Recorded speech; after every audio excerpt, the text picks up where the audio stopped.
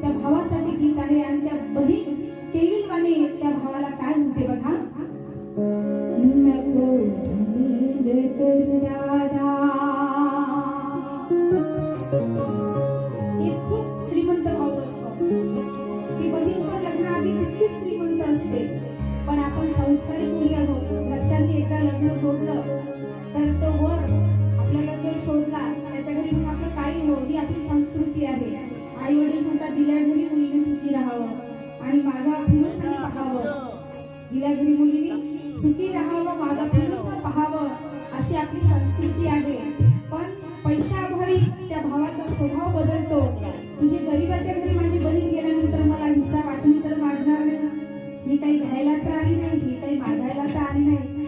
हे चुकीचे त्याचे विचार जे आहेत त्या बहिणीला किती वेदना देतात बघा. या गीतातून सादर करते.